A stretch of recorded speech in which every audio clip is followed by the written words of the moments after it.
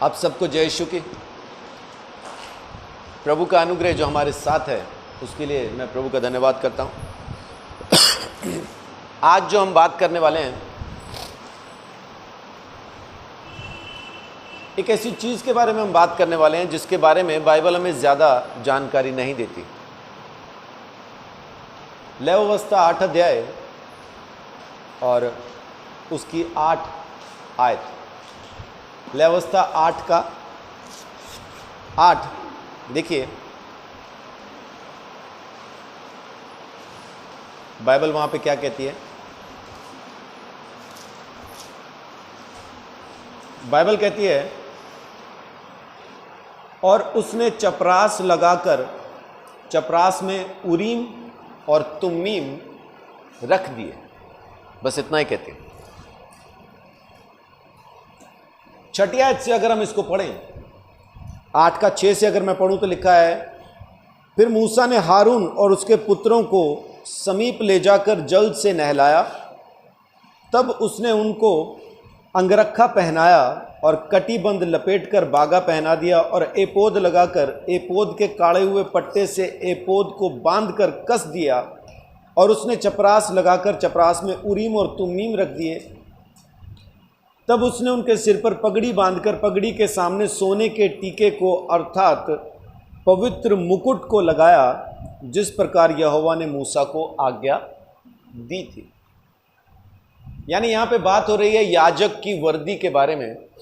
और इस वर्दी के अंदर एक ख़ास चीज़, या कहा जाए कि 2 चीज़ें, जिनका नाम है उरीम और तुम्मीम, रखी जाती थी। जब मैं ये पढ़ रहा था तब परमेश्वर की आत्मा ने मुझे वहाँ पे रोक दिया समझने के लिए कि ये उरीम और तुम्मीम आखिर हैं क्या। पिछले संडे हमने बात की अधिकार के बारे में, उससे पहले वाले से पहले संडे फिर अधिकार के बारे में बात की थी। जो पहले मैंने अधिकार बताया था वो था हिपोतासो। उसका मतलब था अधिकार देना, अधिकार देंगे तो अधिकार मिलेगा। और जो पिछले संडे मैंने बताया था वो था एक्सोशिया। इसका मतलब था परमेश्वर का अधिकार, जो यीशु मसीह के पास जो अधिकार था, वो अधिकार हमें यीशु ने दिया। तो इसलिए दोनों अधिकारों को आप अच्छे से समझना। एक था अधिकार देना, अधिकार देंगे तो अधिकार मिलेगा, और एक था यीशु मसीह का अधिकार जो हमारे पास है।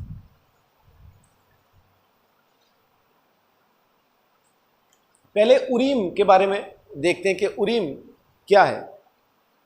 इसके बारे में ज़्यादा हमें मालूमात हासिल नहीं है। बस ये कहा जाता है कि ये एक तरह से चिट्ठी के जैसा था, या हम कहते हैं ना डाइस, पासे वो फेंकते हैं तो हाँ करना है या नहीं करना है, हाँ या नहीं का जवाब मिल जाता था, ऐसा कहा जाता है। लेकिन बाइबल में जब हम इसे पढ़ें तो इसका जो जिक्र आता है, जैसा गिनती 27 का 21 में आया, गिनती 27-21, वहां पे हमें वचन बताता है कि एलियाजर ने उरीम और तुमीम का इस्तेमाल किया था यहोशू की अगुवाई करने के लिए। एलियाजर ने उरीम और तुमीम का इस्तेमाल किया और अगुवाई हुई यहोशू की।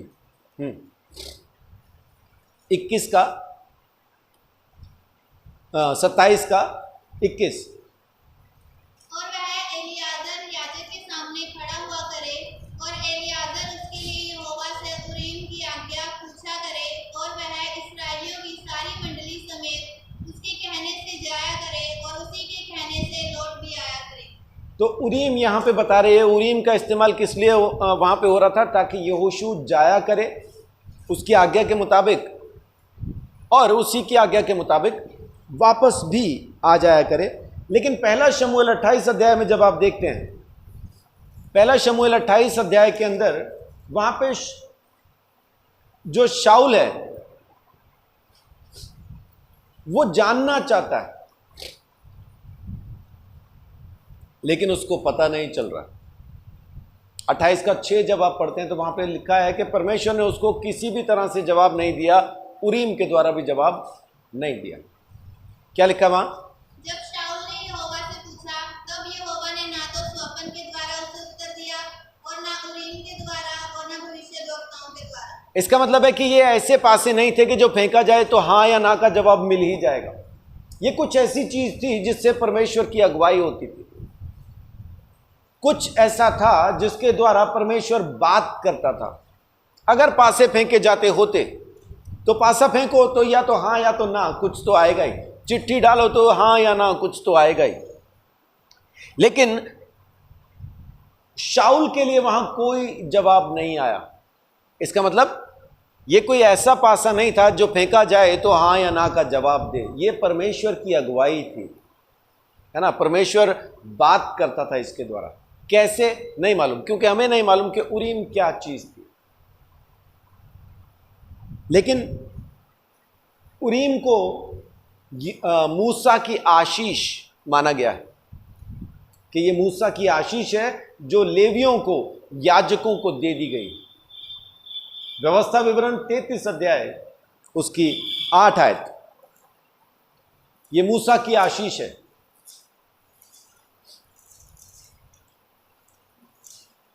फिर लेवी के विषय में उसने कहा, हाँ, तेरे तुम्मीम और उरीम तेरे भक्त के पास हैं, जिसको तूने मस्सा में परख लिया और जिसके साथ मरीबा नामक छोटे पर तेरा वाद विवाद हुआ। हाँ, क्या लिखा है कि तूने उसको अभिषेक में, मस्सा में उसको परख लिया, तो तेरे दास के पास तेरे तुमीम और तेरे उरीम हैं।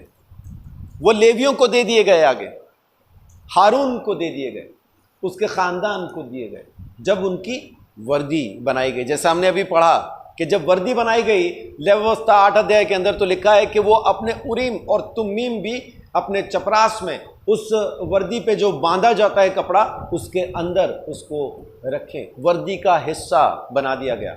लेकिन ये आशीष मूसा के द्वारा आई है। परमेश्वर ने मूसा को दिया, आगे मूसा के द्वारा लेवियों तक ये बात पहुंची। और याजकों के लिए ये एक, कोई जन एजरा निकाल लो 2 अध्याय और कोई नहमिया निकाल लो 7 अध्याय। अगर रेनू एजरा निकाल रहे हैं तो अनु नहमिया 7 निकाल लीजिए। भजन संहिता से पहले है एजरा नहमिया दोनों ही। एजरा 2 का 63, 60 61 62, 2 का 63। हाँ, और अधिपति ने उनसे कहा कि जब तक उरीम और तुमीम धारण करने वाला कोई याजक ना हो, तब तक कोई परम पवित्र वस्तु खाने ना पाए। क्या लिखा है? जब तक ऐसा कोई याजक ना आए जिसके पास उरीम और तुमीम हो, तब तक कोई भी पवित्र वस्तु को खाने ना पाए। और यह नहमिया 7 का 65 में यही बात दोबारा से लिखी। और अधिपति ने उनसे कहा कि जब तक उरीम और तुमीम धारण करने वाले कोई याजक ना उठे, तब तक तुम कोई परम पवित्र वस्तु खाने ना पाओ। इसका मतलब है कि जो याजक हुआ करते थे उनके अंदर यह खासियत जरूरी थी कि उनके पास उरीम और तुमीम हो। यहां पे क्यों बताया गया? इज़रा के जमाने में इस बात को क्यों कहा गया? क्योंकि बहुत सारे याजकों ने अन्य जातियों से शादियां कर ली थी और उनके जो बच्चे हुए उनको याजक होने का पद नहीं मिल पाया, तो उनके पास उरीम और तुमीम नहीं थे। लेकिन वो अपने आप को याजक कहते थे, लेकिन उनके पास उरीम और तुमीम ना होने की वजह से उनको सही याजक नहीं माना गया। और आगे चल के सामरिया जो इलाका है जिसको हम कहते हैं सामरी लोग, यीशु मसीह कहता है सामरियों में नहीं जाना, सामरिया में नहीं जाना, ये वही लोग थे। इन्होंने फिर अलग से गिज्जीम के अंदर अपना एक आराधनालय, अपना एक आराधना का स्थान एक अलग पहाड़ के ऊपर बना लिया कि हम भी याजक हैं, हम भी यहोवा को मानते हैं, हम भी परमेश्वर के लोग हैं। ऐसा बोल के इन्होंने अलग आराधना शुरू कर दी और आज तक की तारीख में भी सामरी लोग अलग ही आराधना करते हैं। यीशु मसीह जब सामरी औरत को मिलता है तो कहता है कि वो समय आएगा जब तुम ना इस पहाड़ पर और ना उस पहाड़ पर आराधना करोगे, बल्कि परमेश्वर आत्मा और सच्चाई से आराधना करने वाले आराधकों की तलाश में है, उनकी खोज में है। यीशु मसीह सामरी औरत को यही कहता है, क्योंकि वो वहाँ की है और कहती है तू हमसे पानी कैसे पी सकता है, तुम लोग तो हमसे बात नहीं करते, हमसे वास्ता नहीं रखते, हमको छोटा समझते हो। क्योंकि इनकी जो माएँ थी वो अन्य जाति थी और परमेश्वर ने ख़ास तौर से लेवियों को, ख़ास तौर से इजराइलियों को मना किया था कि अन्य जाति औरतों से शादी नहीं करना, लेकिन इन्होंने करी थी। तो उम्मीम, उरीम और तुम्मीम ये बहुत ज़रूरी था किसी याजक के पास होना। इतनी जानकारी हमारे पास बाइबल से उरीम और तुम्मीम के बारे में है, और जानकारी अपने पास नहीं है।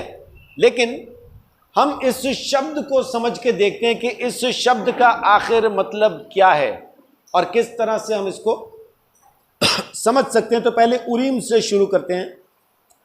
उरीम शब्द की जो शुरुआत है, जिसको हम कहते हैं कि इसकी जड़, ये शब्द की जड़ कहाँ से, कौन से शब्द में से ये निकल रहा है, तो वो इब्रानी भाषा का शब्द है और,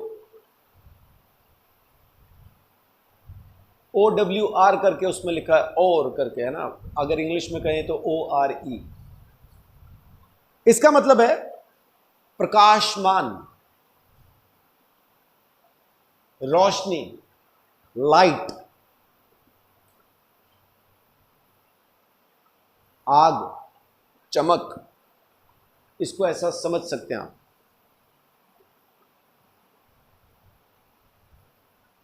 और फिर एक और शब्द जो इस जड़ से आगे निकल के और उसको, ये तो एक लाइट के बारे में, एक ज्योति के बारे में बात हो रही है। फिर ज्योतियां, इसी का एक और जो है वो ऊर, OOR, ऊर करके वो है, उसका मतलब है आग। ज्योतियां, ज्यादा ज्योतियां माने आग। एक ज्योति तो हुई, जैसे दिए की एक ज्योति होती है, मोमबत्ती की एक ज्योति होती है, लेकिन बहुत सारी ज्योतियां हो तो उसको फिर हम आग कहते हैं, है ना। तो फ्लेम्स, फायर, आग, बहुत सारी ज्योतियां। लेकिन ये जो शब्द है, इस शब्द का जो इस्तेमाल किया गया वो अलग अलग जगहों पे कैसे हुआ, जैसे यशाया 31:9, ये इसी शब्द का इस्तेमाल है वहां पे। ज्योतियां, जो शब्द जो जिसकी जहां से उरीम भी निकलता है शब्द।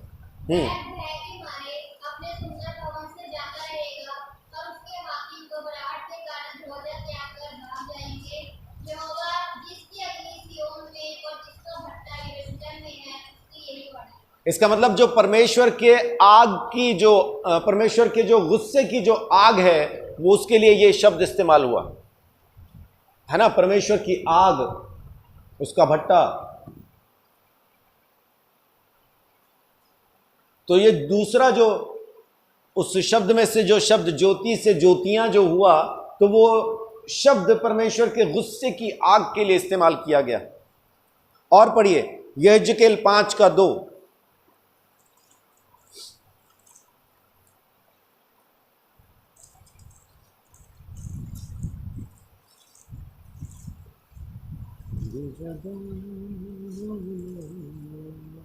जिस नगर के घराने के दिन पूरे हों, तब नगर के भीतर 1/3 में आग डालकर जलाना, और 1/3 लेकर चारों ओर तलवार से मारना, और 1/3 को पवन में उड़ाना, और मैं तलवार खींचकर उसके पीछे चलाऊंगा। यहेजकेल से परमेश्वर बात कर रहा है कि तू ये करना, है ना, इस तरह से करना, है ना, इस तरह से तू करना, आग जलाना, ये करना। तो ये भी परमेश्वर के गुस्से की आग को दिखाता है। तो अभी अपन उरीम के बारे में सीख रहे हैं। उसका जो मूल शब्द है, ओरिजिन, जहां से ये उरीम शब्द निकल के आया, वो है और और में से निकला और। इसका मतलब ज्योति, ज्योतियां। अब हम आते हैं उरीम पे। उरीम इसी का ही आगे रूप है, ज्योतियों का ही आगे लाइट्स, या फिर वो कहें तो। लेकिन इसका जो अर्थ निकल के आता है, वो निकल के आता है ऑरेक्युलर ब्रिलियंसी यानी पेशन गोई की प्रतिभा, यानी आने वाले समय के बारे में जानने की कला। उरीम शब्द का मतलब है भविष्यवाणी।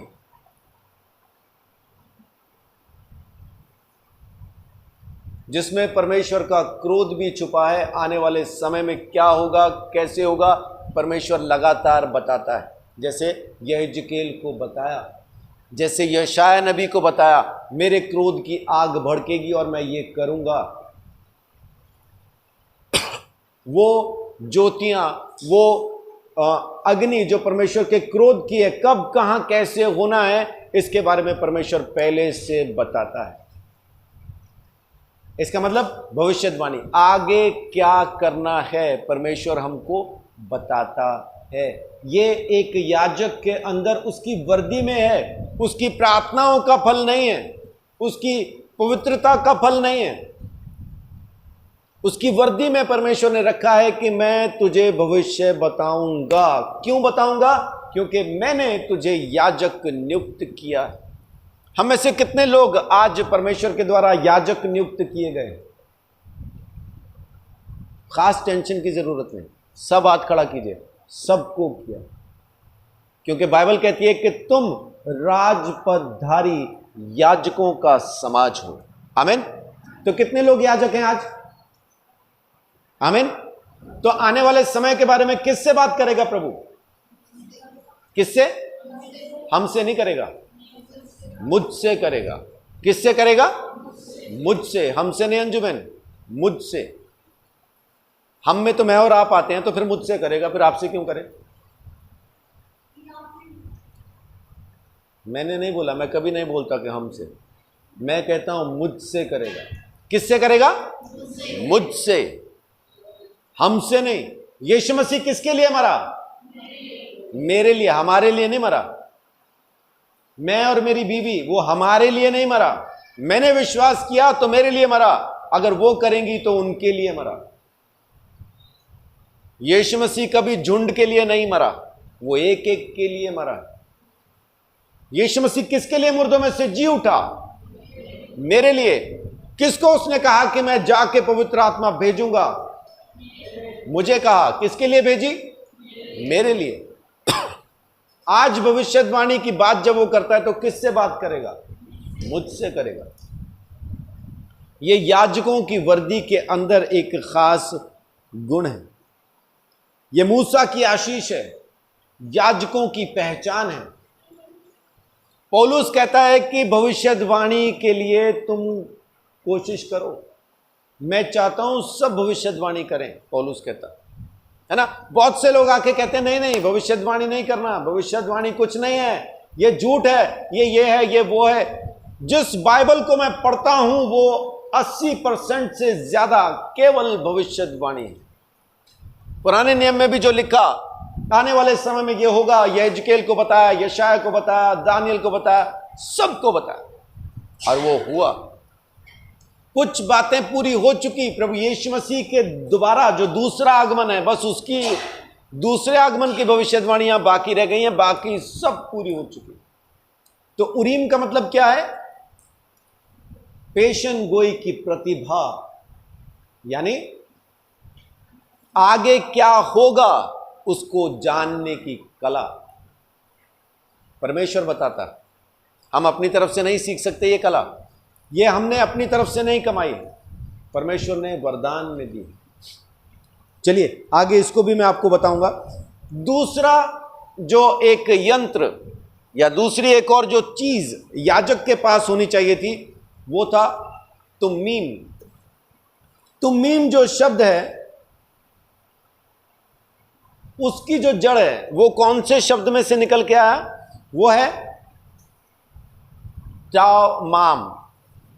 टाओमाम, TAW/MAM, माम, टाओमाम। ये इब्रानी शब्द है। अगर इसको अपन लोकल भाषा में बोले तो तमाम, तमाम, टाओमाम, ये इसकी जड़ है। इस शब्द से ये निकल के आया। इसका मतलब है पूर्णता, कंप्लीटनेस। क्या कहेंगे इसको? पूर्णता, परिपूर्ण होना, संपूर्ण हो जाना, सिद्ध हो जाना। इसका मतलब है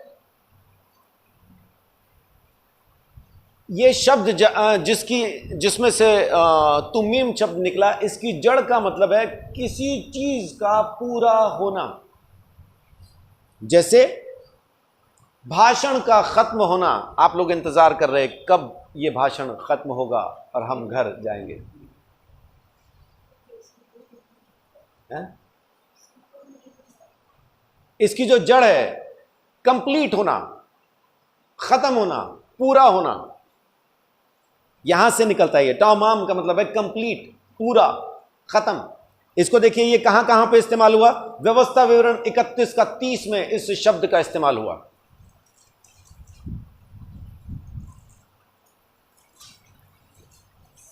व्यवस्था विवरण 31:30।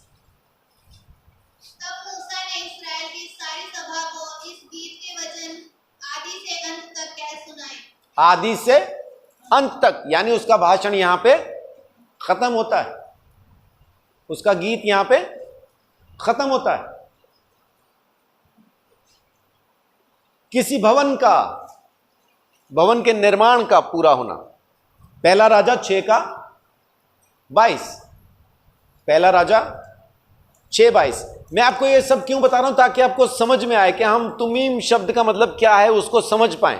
तो इसकी जड़ क्या है? पूरा होना, खत्म होना। तो कहां कहां पे ये शब्द यूज हुआ? 6:22। और उसने पूरे भवन को सोने से मढ़वाकर उसका काम पूरा किया। पवित्र स्थान की पूरी वेदी को भी उसने सोने से मढ़वाया। तो भवन का काम उसने पूरा किया, यानी खत्म कर दिया। राशन का, सामग्री का खत्म हो जाना। उत्पत्ति 47 का 15। ये अकाल का समय है ना, जब अकाल पड़ा और यूसुफ मिस्र देश में था, उस टाइम पे 47 का 15। जब मिस्र और कनान देश का रुपया समाप्त हो गया, यहां पैसा खत्म हुआ है ना, वो सामग्री खरीद के उनका पैसा यहां पे खत्म हो गया। तो उन्होंने चिल्लाना शुरू किया, अब हम किस चीज से राशन खरीदें, हमारे पास तो पैसा खत्म हो गया। मोदी के सामने, हमारे जो प्रधानमंत्री हैं श्री नरेंद्र मोदी के सामने हिंदुस्तान ने चिल्लाना शुरू किया, लॉकडाउन कब तक चलेगा, हमारा तो राशन खत्म हो गया, पैसा खत्म हो गया। जो आपने 15 लाख बांटे मुझे नहीं मिले, मेरे पास नहीं आए, इसलिए अब मैं क्या करूं, मैं क्या करूं। तो ऐसा ही मिस्र देश के टाइम पे, उस टाइम पे जब अकाल पड़ा था, लोगों के भी पैसे खत्म हो गए, वो भी चिल्ला रहे थे।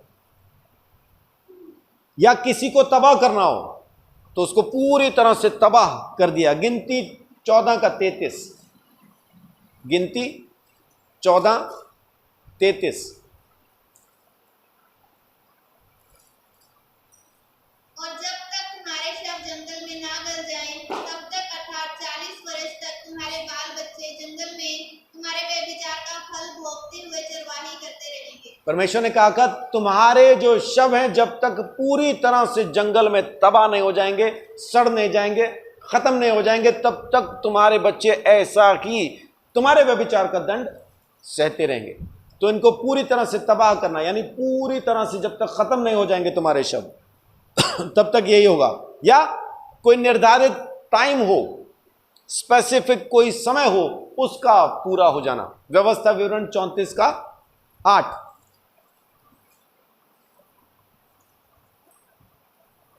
और इस्राएली मोआब के अराबा में मूसा के लिए 30 दिन तक रोते रहे।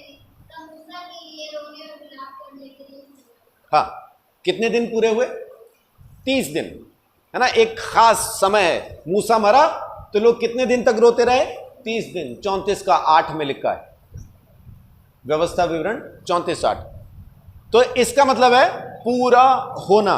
यहां से ये शब्द तुमीम आगे निकल के आएगा। इसकी जड़ है पूरा होना। तुमीम शब्द की जड़ है पूरा होना। टाइम का पूरा होना, तबाही का पूरा होना, भवन का पूरा होना, भाषण का पूरा होना, किसी भी चीज़ का समय का पूरा होना, कुछ भी जो पूरा होना वो इसकी जड़ है। और आगे इसमें से जो निकल के आया वो है टोम, TOME, टोम। इसका मतलब है पूर्णता। पूर्णता, ये दो चीज़ों के अंदर इसको बताया गया। पहला, जो हमारी भौतिक वस्तुएं हैं, भौतिक चीज़ों की पूर्णता, और दूसरा आत्मिक मासूमियत की पूर्णता। कमाल की चीज़ है ना, ये कमाल की चीज़ है।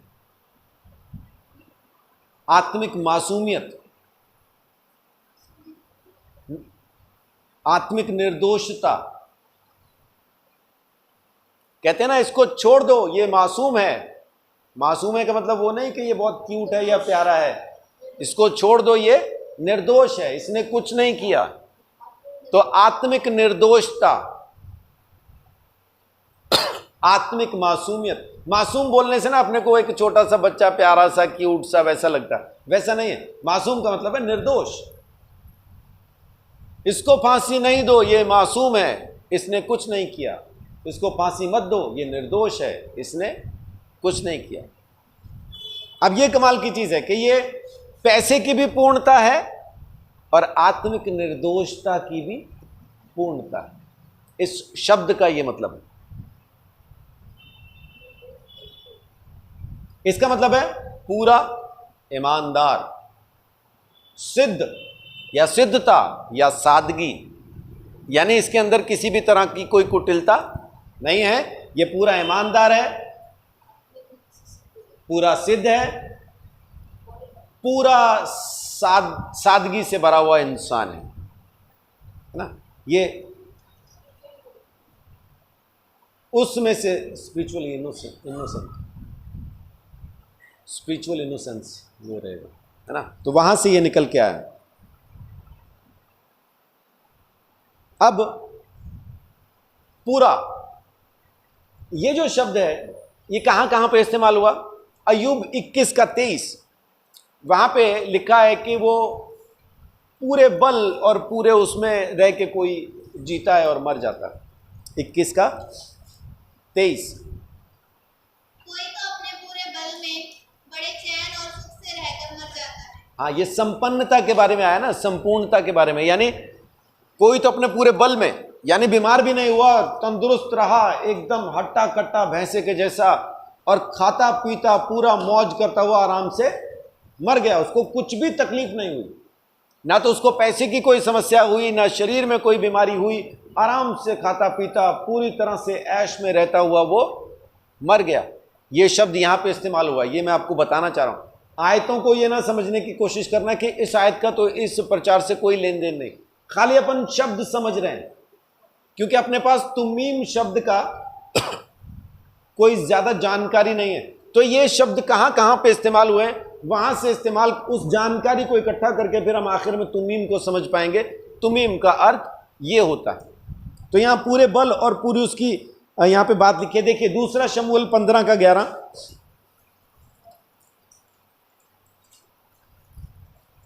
यहां पे है पूरी तरह से अनजान, यानी बिल्कुल सीधे, पूरे ईमानदार और सच्चे मन से। अबशालोम के संग 200 निमंत्रित यरूशलेम से गए, वे सीधे मन से उसका भेद बिना जाने गए। सीधे मन से, बिना कुछ भी जाने। यानी परमेश्वर हमसे क्या चाहता है? यही तो चाहता है कि हम सीधे मन के साथ उसके पीछे चलें, यानी बिना कुछ भी जाने चलें। बस मिलेगा क्या, होगा क्या, क्या होना क्या नहीं होना, कुछ जानने की जरूरत नहीं, बस ईमानदारी से उसके पीछे चलो, सीधे सच्चे मन से।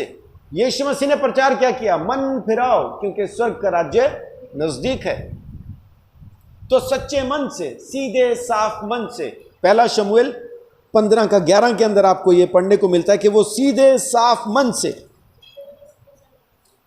दूसरा शमूएल 15 का 11, उत्पत्ति 20 का 5 और 6 में जब अबीमेलेक राजा ने सारा को ले लिया, तो वो परमेश्वर जब उससे कहता है कि ये मेरे नबी की बीवी है, इसको हाथ नहीं लगाना, तो अबीमेलेक ने क्या जवाब दिया? मैंने तो मन की खराई से उसको बीवी होने के लिए लिया था, क्योंकि उसने अपनी बहन बोला था। देखिए क्या लिखा है 20 का 5 और 6 में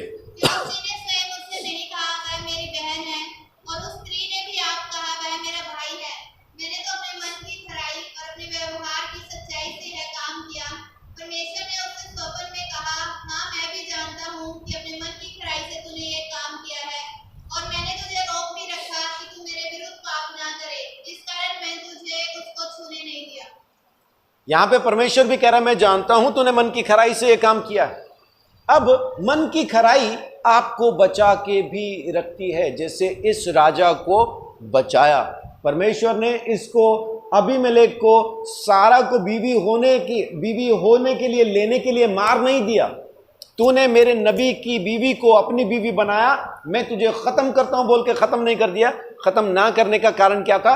क्योंकि ये मन से खरा था, इसने मन की खराई से ये काम किया था, है ना। पूरी तरह से मन में ये आत्मिक रीति से निर्दोष था, इसके अंदर वो दोष नहीं था। समझ पा रहे हैं आप कैसे जुड़ रही हैं चीजें आपस में, है ना। शब्द को समझने की कोशिश कीजिए। और फिर नीति वचन 13:6 भी कहता है कि धार्मिकता और ईमानदारी बचाती है। नीति वचन 13:6, भजन संहिता 25:21। धर्म खरी चाल चलने वाले की रक्षा करता है, हाँ। परंतु पापी अपनी दुष्टता के कारण उलट जाता है। नीति वचन 13:6 कहता है कि धर्म खरी चाल चलने वाले की रक्षा करता है। और भजन संहिता 25:21,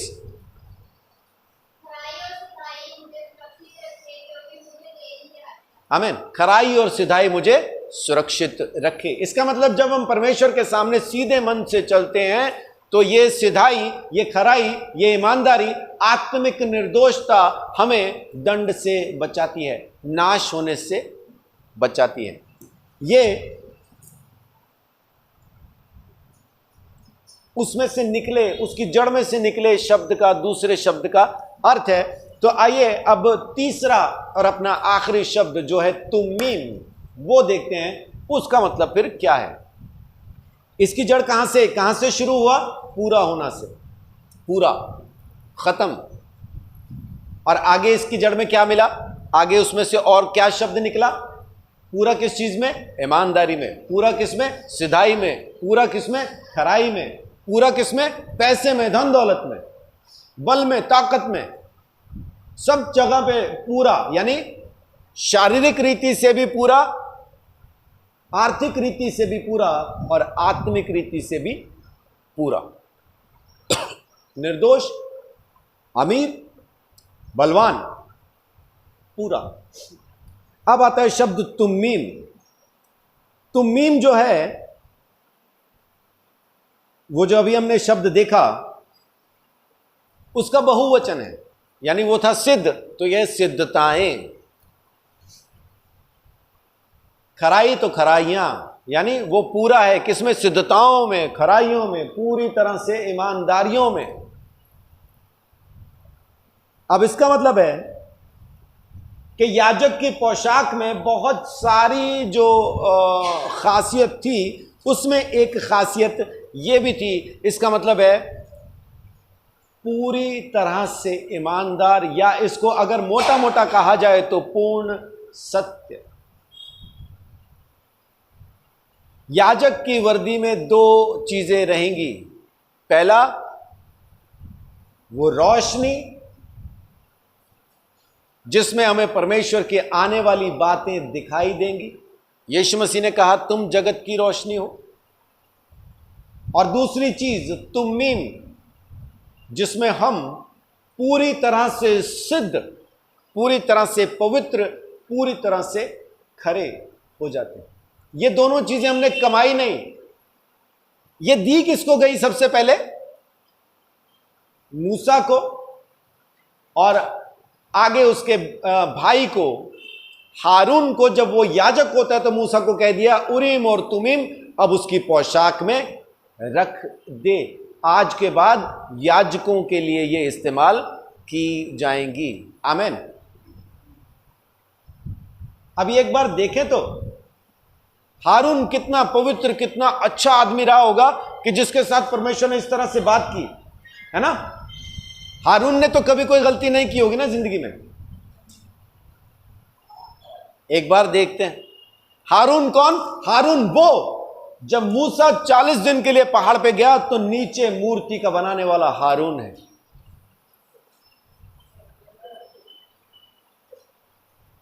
मूसा पहाड़ पे, नीचे एक और ईश्वर बनाने वाला हारून है। लोगों को मूर्ति बना के देने वाला और ये कहने वाला कि तुम्हें जो मिस्र देश से निकाल के लेके आया वो यही परमेश्वर है, वो हारून है।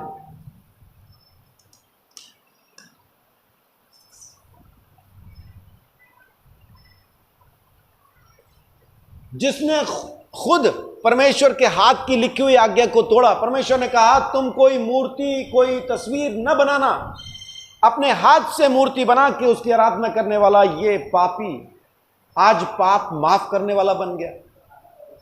ये लोगों के पाप माफ कर सकता है, जिंदा जानवर के ऊपर हाथ रख के उसके पाप को ट्रांसफर कर सकता है। वो जो खुद पापी है, वो जिसने खुद परमेश्वर की आज्ञा तोड़ के उसके खिलाफ पाप किया, परमेश्वर ने उसको पाप माफ करने वाला। और मैं तुझे बताऊंगा आगे क्या होगा। वो पेशन गोई उसको दे दी, वो रोशनी उसको दे दी, वो पूरी सिद्धता, पूरी अमीरी, पूरी आत्मिक सिद्धता, सब कुछ उसको दे दिया। शरीर की पूरी चंगाई दे दी, आत्मा की पूरी निर्दोषता दे दी और सब कुछ उसके हाथ में सौंप दिया। वो सब कुछ कर सकता है। इसका मतलब डिजाइन परमेश्वर ने बनाया है।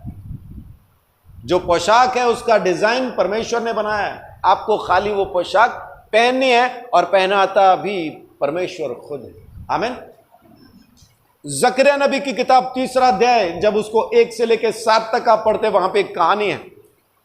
यहोशू महायाजक परमेश्वर के सामने खड़ा है और शैतान उस पर इल्जाम लगा रहा है कि देख गंदे कपड़े पहन के आ गया, तेरे सामने गंदे कपड़े पहन के खड़ा है। परमेश्वर उसको कहता है क्या ये आग में से निकाली हुई लुकटी के समान नहीं है। जकरिया नबी 3 अध्याय उसकी पहली आयत से लेके 7वीं आयत तक, जल्दी से पढ़ते जाइए कहानी।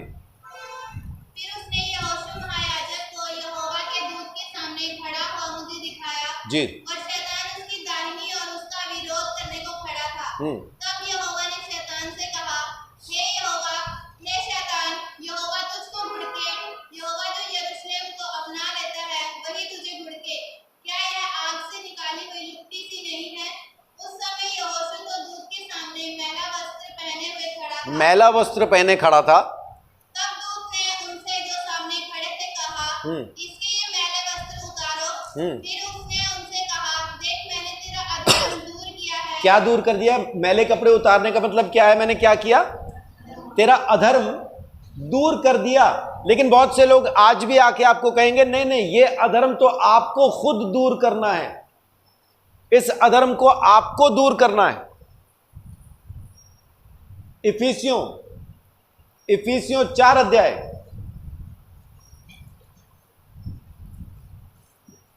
और उसकी 22 आयत।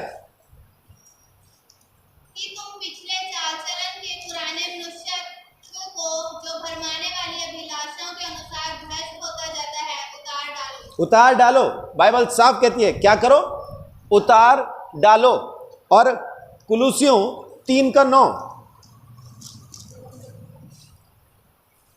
एक दूसरे से झूठ मत बोलो, 22, क्योंकि तुमने पुराने मनुष्यत्व को उसके कामों को भी उतार डाला। अब ये काम किसने किया? प्रभु यीशु मसीह ने जमीन पे आके इस काम को पूरा किया। परमेश्वर हमारे मैले कपड़े उतार देता है। लेकिन बहुत से लोग आज आके आपको ये प्रचार करेंगे नहीं नहीं, ये मैले कपड़े आपको खुद उतारने हैं, आप नहीं बदलोगे तो कुछ नहीं बदलेगा, आपको ये करना वो करना। जो काम परमेश्वर का है उसको करने दीजिए। अगर आपके मैले कपड़े वो उतार रहा है तो उतारने दीजिए। आप उसके सामने ये जिद ना करो नहीं नहीं तू टेंशन ना ले, मैं अपने आप उतार लूंगा, अपने मैले कपड़े मैं खुद उतारूंगा। ओ मेरे भाई, जिंदगी खत्म हो जाएगी, तेरे मैले कपड़े उतरेंगे नहीं।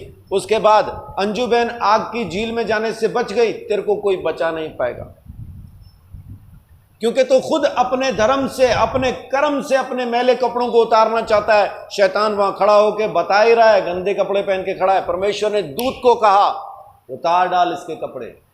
आज यीशु मसीह जमीन पे हमारे वही कपड़े उतारने के लिए, खुद पहनने के लिए आया।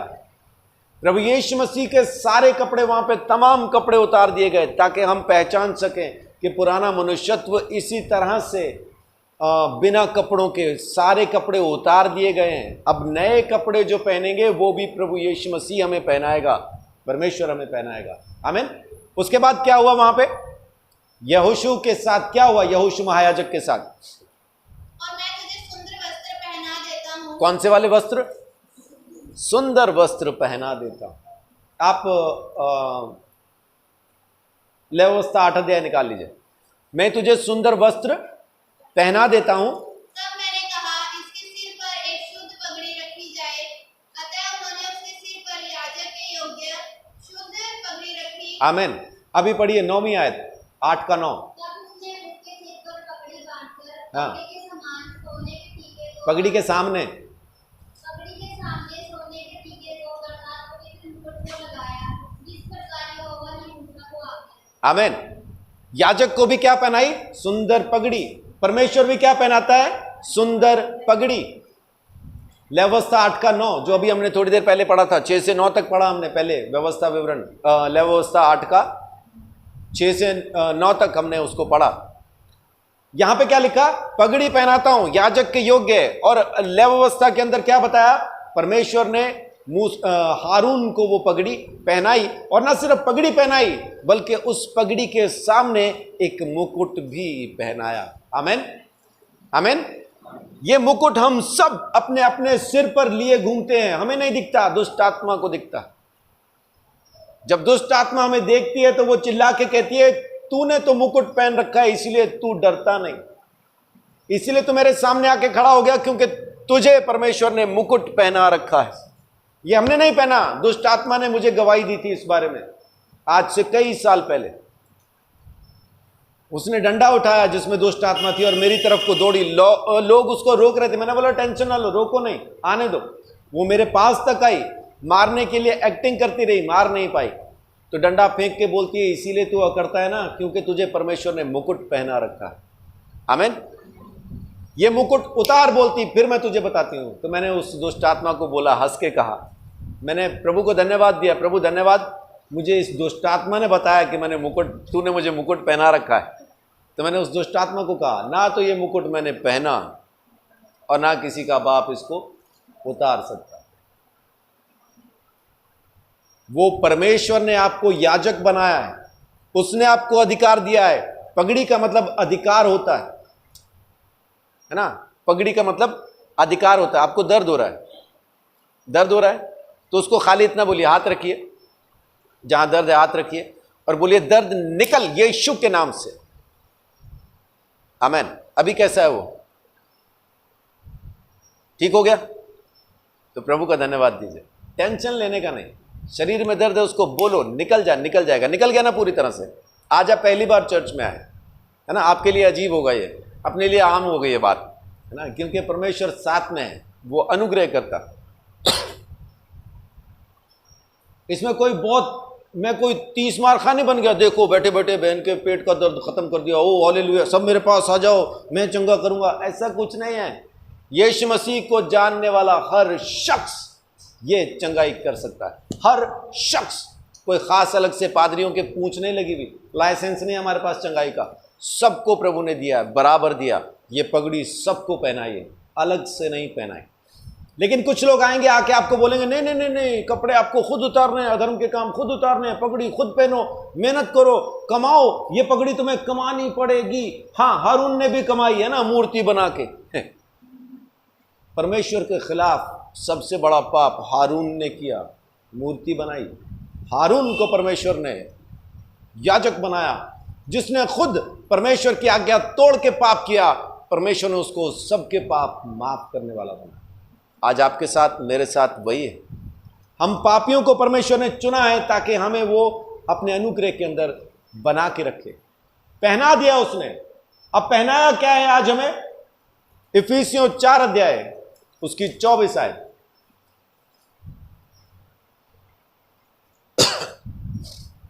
और नए मनुष्यत्व को पहन लो, जो परमेश्वर के अनुरूप सत्य की धार्मिकता और पवित्रता में सृजा गया है। अब यहां पे क्या है? उतार दो, पहन लो। यहां पे क्यों बोल रहा है इफिसियों की कलीसिया को? जो पौलुस है, ऐसा क्यों बोल रहा है कि उतार दो, पहन लो? क्यों बोल रहा है? क्योंकि ये लोग इस बात का विश्वास नहीं कर पा रहे थे कि यीशु मसीह के लहू के द्वारा उद्धार है। ये अपने कर्मों से, अपनी मेहनत से ये पाना चाहते थे। इसलिए पौलुस इनको समझा के बोलता है, उतार दो, पहन लो। लेकिन कुलूसियों की कलीसिया के साथ वैसा नहीं। कुलूसियों की कलीसिया इस बात का विश्वास कर चुकी कि यीशु मसीह प्रभु है, उसी के द्वारा हमारा उद्धार हुआ। लेकिन वहां कुछ झूठे शिक्षक पहुंच के क्या बोल रहे, नहीं नहीं, खाली इससे उद्धार नहीं होगा, तुम्हें ये काम भी साथ में करने होंगे तब होगा। तो इन दोनों की परिस्थिति अलग है, इसलिए इनको कह रहे उतार दो, पहन लो। अब आइए कुलूसियों में 3 अध्याय उसकी 9 और 10 देखिए। 9 पहले पढ़ चुके आप, दोबारा से पढ़िए 9 और 10। एक दूसरे से झूठ मत बोलो, क्योंकि तुमने पुराने मनुष्य का बहुत से कामों को में उतार डाला है। अब ये नहीं कह रहा उतार दो, कह रहा उतार डाला है, क्योंकि इन्होंने यीशु मसीह को अपना प्रभु मान लिया। लेकिन वो आके क्या बोल रहे, तुम्हें ये भी करना पड़ेगा, खतना कराना पड़ेगा, बहुत सारे नियम मानने पड़ेंगे, बहुत सारी आज्ञाएं माननी पड़ेंगी, तब तुम्हारा उद्धार होगा। ऐसे प्रचारक वहां भी आ गए। तो पौलुस उनको कह रहा है टेंशन नहीं लो, तुमने उसको उतार दिया है। और 10 आयत में क्या लिखा है, और नए मनुष्य को पहन लिया है, हाँ, जो अपने सृजनहार के स्वरूप के अनुसार ज्ञान प्राप्त करने के लिए नया बनता जाता है। आमेन। तुमने पहन लिया है, तुमने पहन लिया है। पुराने को उतार दिया, नया तुमने पहन लिया, जो अपने परमेश्वर के सृजनहार के स्वरूप में बनता जाता। सो आज हमारे लिए जरूरी क्या है, परमेश्वर ने हमें जो उरीम और तुमीम दिए हैं, उसका मतलब है कि परमेश्वर ने हमको अपने साथ रखने के लिए या हमारे अंदर या हमें बना दिया। आज की तारीख में उरीम भी मैं हूं, तुमीम भी मैं हूं। यानी यीशु मसीह ने कहा जगत की ज्योति तुम हो, तो उरीम मैं हूं। परमेश्वर कहता है तू भविष्यद्वक्ता है, तो उरीम मैं हूं। अब वो वर्दी मैंने पहन ली है, तो वो उरीम भी मेरे अंदर है, वो तुमीम भी मेरे अंदर है। उरीम मैं हूं, यानी रोशनी मैं हूं, भविष्यद्वक्ता मैं हूं। परमेश्वर मेरे साथ बात करेगा कि आने वाले समय में वो क्या करना चाहता है। तुमीम मैं हूं, यानी मैं पूरी तरह से निर्दोष, पूरी तरह से सिद्ध, पूरी तरह से चंगा, पूरी तरह से संपन्न मैं हूं। प्रभु यीशु मसीह में आज मैं उरीम हूं, मैं तुमीम हूं, मैं परमेश्वर का याजक हूं। वो आदर के योग्य पगड़ी मेरे सर पे है, वो जो मुकुट है मेरे सर पे। और ये सब कौन कह सकता है, ये हम सब कह सकते हैं। मेरे साथ बोलिए, परमेश्वर का याजक मैं हूं। परमेश्वर ने मेरे सर पे याजक के योग्य पगड़ी बांधी है। परमेश्वर ने मेरी पगड़ी पे, मेरे सर पे मुकुट रखा है। परमेश्वर ने मुझे जगत की ज्योति बनाया है। परमेश्वर ने मुझे निर्दोष बनाया है। परमेश्वर ने मुझे सिद्ध किया। आमीन। ये कमाल की चीज परमेश्वर ने मुझे सिखाई, उरीम और तुमीम। माने बाइबल में इसका बहुत ज्यादा कोई जिक्र नहीं है, लेकिन इसी जगह पे मैं रुक गया और 1 हफ्ता हो गया मुझे यहीं पे रुके हुए। मैं इसके आगे पढ़ नहीं पाया। सोच के बैठा था बहुत बाइबल पढ़ूंगा। 7वें अध्याय से शुरू की, 8वें अध्याय की 8वीं आयत पे रुक गया और वहीं अभी तक हूं। 1 हफ्ता हो गया, उसके आगे नहीं बढ़ा। लेकिन परमेश्वर ने मुझसे बात की उरीम और तुमीम के बारे में। तो आज आप अपने आप को समझ के, जांच के, परख के, समझ के यहां से जाइएगा कि आप कौन हैं। हारून के जैसा हम सब पापी हैं। हम सब के साथ ऐसे ऐसे भयंकर पाप जुड़े हैं जिसकी परमेश्वर की नजर में माफी नहीं है। लेकिन उसका अनुग्रह है कि उसने अपने इकलौते बेटे प्रभु यीशु मसीह को जमीन पे भेज के हमारे सारे गुनाहों को माफ कर दिया। प्रभु का धन्यवाद। उसने हमें ज्योति बना दिया। प्रभु का धन्यवाद। वो गुस्से की, वो क्रोध की, वो आग जो परमेश्वर की है, आज परमेश्वर वो हमारे साथ भी बात करता है कि आने वाले समय में वो क्या क्या करना चाहता है, हमें बताएगा। तुमीम हम हैं, यानी पूरी तरह से निर्दोष, आत्मिक रीति से निर्दोष, सिद्ध, पूरे हम हैं। इसके लिए करना सिर्फ इतना है कि जब आपका विश्वास परखा जाए तो चुप रहना, चुप रहना। धीरज को होगा क्या कि विश्वास के परखे जाने से आपकी जिंदगी में कुछ पैदा होगा। क्या पैदा होगा धीरज हमारे विश्वास के परखे जाने से? विश्वास जब परखा जाएगा तो धीरज पैदा होगा। जब भी आपका विश्वास परखा जाए तो प्रभु को धन्यवाद देना, जैसा आज प्रीति ने दिया। प्रभु का धन्यवाद, हमारे घर में एक एंजल पैदा हुआ। जब आप परख में आओ, जब आपका विश्वास परखा जाए तो ऐसा ही लड्डू बांटना, क्योंकि आपके घर में धीरज पैदा हुआ है। आपके घर में धीरज पैदा हुआ है तो धीरज को अपना पूरा काम करने दो, बीच में जबरदस्ती अड़ना नहीं। एंजल सोएगी तो सोएगी, नहीं सोएगी तो रोएगी, कौन रोक सकता? लेकिन हम धीरज को रोक देना चाहते हैं। नहीं नहीं नहीं नहीं, तू सो जा। गला घोंट के मार देते धीरज को, क्योंकि मुझे बोलना है। मैं कब तक चुप रहूं? मैं आखिर कब तक सहता रहूं? प्रभु, मैं फटने वाला हूं।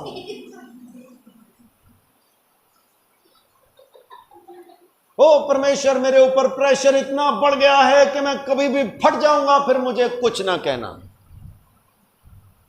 एक पास्टर को मैंने कहते सुना, वो क्या बोलते हैं कि जब कोई मुझे ज्यादा तंग करता है ना, तो मैं बोलता हूं, प्रभु 2 मिनट के लिए हाथ छोड़, शैतान 2 मिनट के हाथ पकड़।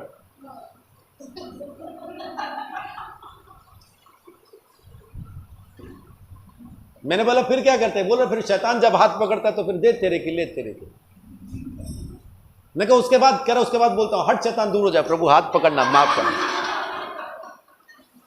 फिर बोलता हूं, प्रभु गलती हुआ, माफ करना, मुझे ये नहीं करना चाहिए। तो ये नहीं करना है ना, प्रभु से हाथ छुड़ाया, शैतान का पकड़ा, शैतान से छुड़ाया, प्रभु का पकड़ा, वो नहीं करना। पुराना मनुष्यत्व उतार दिया, सारे गुस्से, झूठ, झगड़े, हर चीज के साथ उसको उतार दिया का मतलब है उतार दिया। अब आपके ऊपर वो बाकी नहीं है। मैंने गंदी कमीज उतार दी है तो मतलब है उतार दी है, नई कमीज पहन ली है का मतलब है पहन ली है। अब वो पुराने वाली कमीज का इसके ऊपर कोई भी हिस्सा बाकी नहीं, ये नई कमीज है। जब परमेश्वर ने आपको उरीम तुमीम, रोशनी और पूरी तरह से निर्दोष और सिद्ध करके अपने पास आने का मौका दिया है, तो ज्योति में रहें, शुद्ध रहें, निर्दोष रहें, सिद्ध रहें। विश्वास के परखे जाने से जो धीरज पैदा होगा उसको अपना पूरा काम करने दो, तब आप पूरी तरह से सिद्ध हो जाएंगे और आप में किसी चीज की घटी नहीं रहेगी। आमीन। जो गीत मुझे प्रभु ने दिया उसके अंदर भी मैं क्या गाता हूं? तू अगर है साथ यीशु, कोई घटी नहीं है, मुझको मिटा सके जो कोई झड़ी नहीं है। हमारे पंजाब की तरफ बारिश जब लगातार होती है तो उसको झड़ी कहते हैं, हिंदी में भी झड़ी कहते हैं शायद। और जब झड़ी यानी बारिश जब ज्यादा होती है तो बाढ़ आती है, बाढ़ में लोग मर जाया करते हैं। लेकिन मैं क्या कहता हूं, तू अगर है साथ यीशु, कोई घटी नहीं है, मुझको मिटा सके जो कोई झड़ी नहीं है। थामा है हाथ तूने, अब संग मैं भी अब चलूंगा। थामा है हाथ तूने, संग मैं भी अब चलूंगा। मेरे साथ तू रहेगा, जब भी पुकार लूंगा। आमीन। वो है, साथ है, किसी चीज की कमी नहीं, किसी चीज की घटी नहीं, किसी बात की समस्या नहीं। बस याद रखें कि आप कौन हैं। आप वो हैं जिसे परमेश्वर ने बुलाया, पापी जान के बुलाया।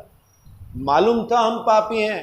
हारून कौन है? हारून वो है निर्गमन 32 अध्याय में जिसको परमेश्वर मिटा डालना चाहता था, जिसको खत्म कर देना चाहता था, जिससे मन उठ गया था परमेश्वर का, हारून वो है। मूसा को कहा मैं इन सबको मार दूंगा, तुझसे औलाद पैदा करूंगा, उनको मैं लेके जाऊंगा कनान देश। मूसा ने कहा नहीं प्रभु, ऐसा नहीं कर। 32:11 में लिखा है कि वो परमेश्वर को मनाने लगा, जैसे बच्चे को मनाते हैं, मनाने लगा। हारून वो है। लेकिन लेवावस्था के अंदर जब दोबारा से परमेश्वर आवाज देता तो कहता है कि अपने भाई हारून को ला, मैं उसको याजक होने का पद देता हूं। आमीन। क्यों? क्योंकि अब बलिदान चढ़ चुके, होम बलि, दोष बलि, पाप बलि, मेल बलि, वहां सब बलियां चढ़ चुकी, पापों की माफी लहू के द्वारा मिल चुकी। अब पापी याजक बन सकता है। आमीन। प्रभु यीशु मसीह ने भी हमारे लिए बलिदान दे दिया। अब मेरे जैसा पापी भी याजक बन सकता है, दूसरों के पापों को माफ कर सकता है, संपूर्ण चंगाई में जी सकता है, संपूर्ण आत्मिक निर्दोषता में, मासूमियत में जी सकता है, पुराना मनुष्यत्व उतार के प्रभु यीशु मसीह को पहन सकता है। आमीन। परमेश्वर आप सबको बहुत आशीष, बड़ी बरकत दे। जय यीशु की।